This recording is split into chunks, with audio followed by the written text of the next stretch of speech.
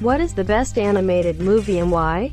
WALL-E. The first half is amazing and tells you so much about the world and the characters without them really having to say anything. Spirited Away by far. The story is beautiful.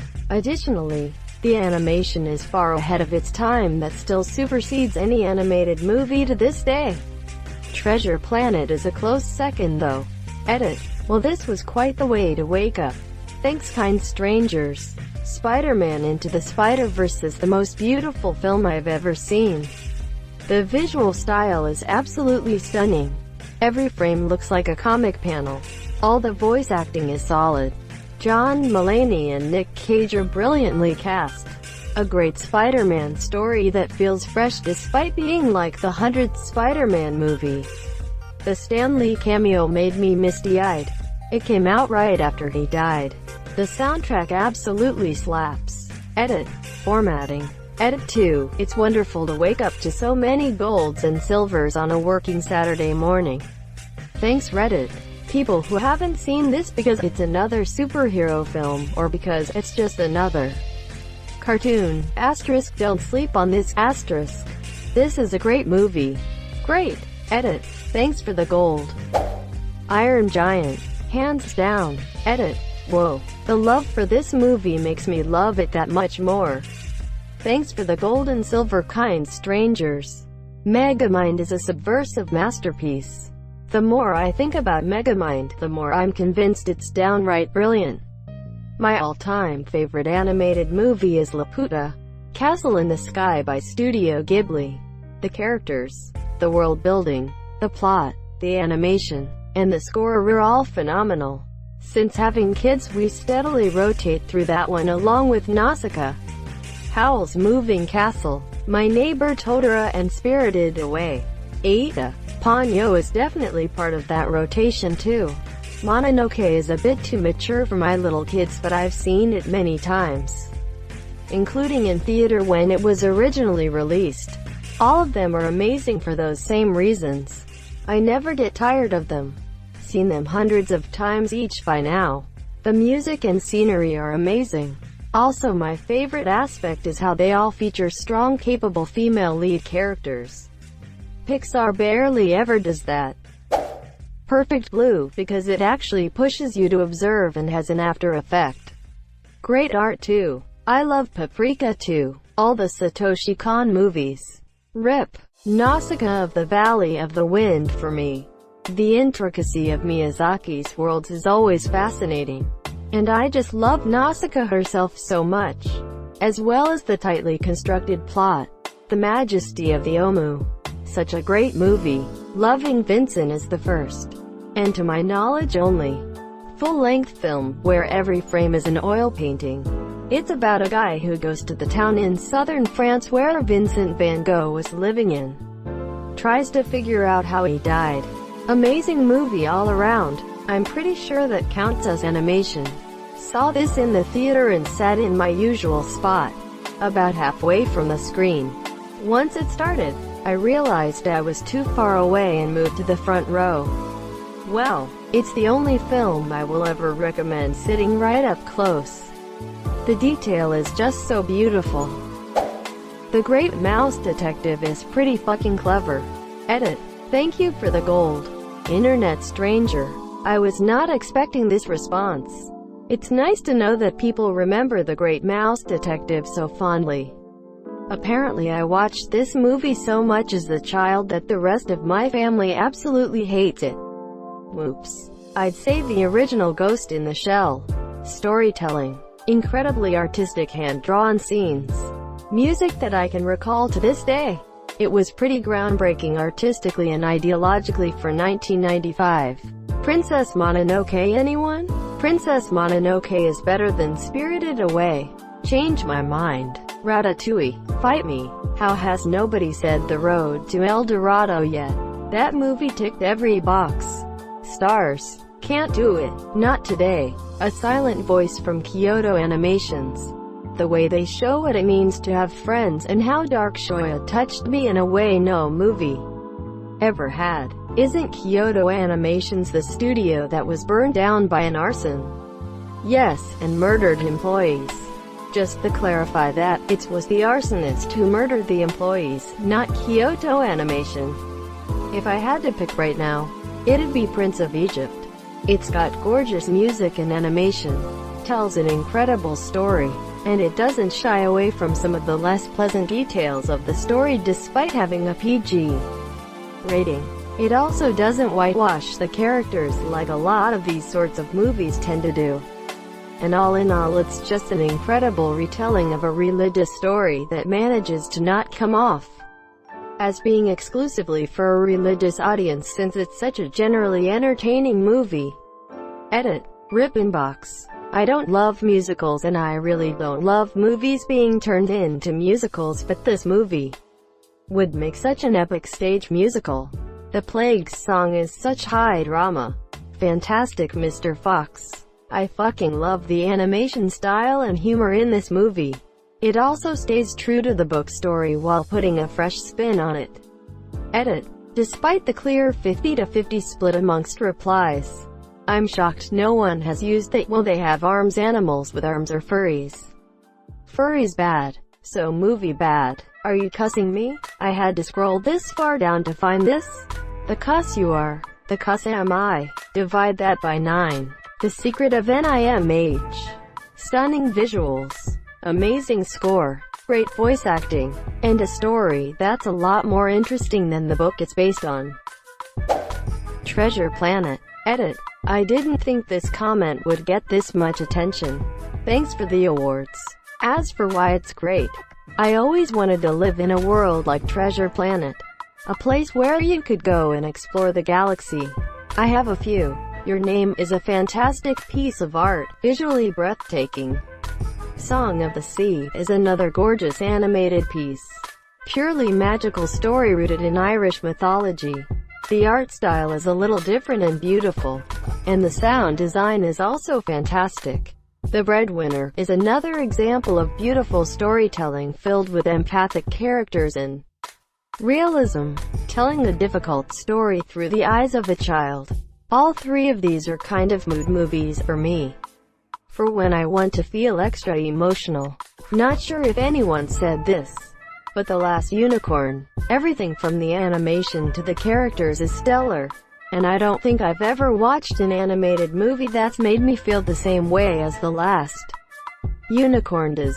This was the one I wore out as a kid, and still occasionally watch today. It's remarkable how certain scenes hit me so much differently as an adult. Molly Grew. Man, and where were you 20 years ago? 10 years ago? Where were you when I was new? When I was one of those innocent young maidens you always come to. How dare you? How dare you come to me now? When I am this. Quote. This. Shit got real in that movie. Like in the musical Oliver, and that poor sweet wench gets it. Our childhood movies were no joke. Definitely The Road to El Dorado. Visually beautiful. Music by Elton John. Funny. I could re-watch that movie so many times. Tulio. Did you ever think it would come to this? Quote. The horse is a surprise. I think this and The Emperor's New Groove shaped my humor more than any other animated movies. The Emperor's New Groove is the shit. The Incredibles edit. Thank you for gold and silver, kind strangers. Love you guys. The Land Before Time. It was the first time that a movie made me feel so many emotions that I couldn't place at my young age. And watching Littlefoot cope with his mother's death was devastating. I watched it last year when it was on Netflix, still cried. *K. Thank you to whoever for the gold. When you see other people write this exact sentence it's like, okay, whatever, but it is, actually, pretty cool. Thank you to whoever.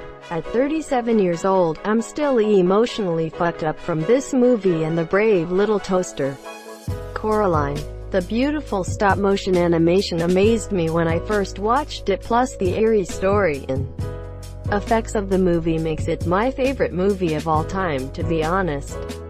Edit. Wow, was not expecting this many people being fans of Coraline. I thought I was the only person who genuinely loved the movie, but I guess I'm not alone. Also, thank you to whoever gave gold to this comment. That's the first time I've ever had it. Lilo and Stitch, because I said so. Edit, fell asleep and woke up to awards. Thank you smiley face. This is my family. I found it all on my own.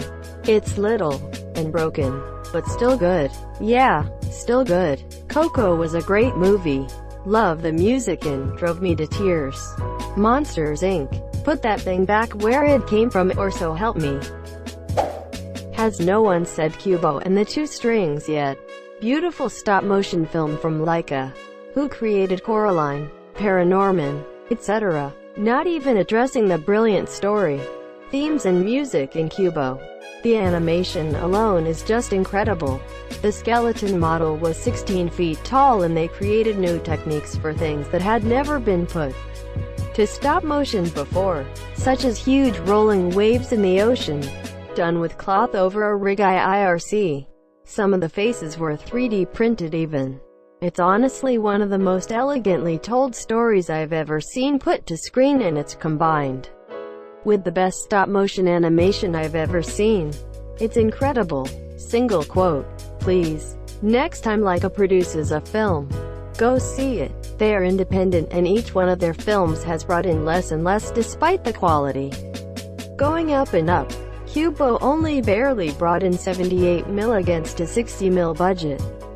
Their most recent film, Missing Link, didn't even make back a quarter of its budget. Single quote.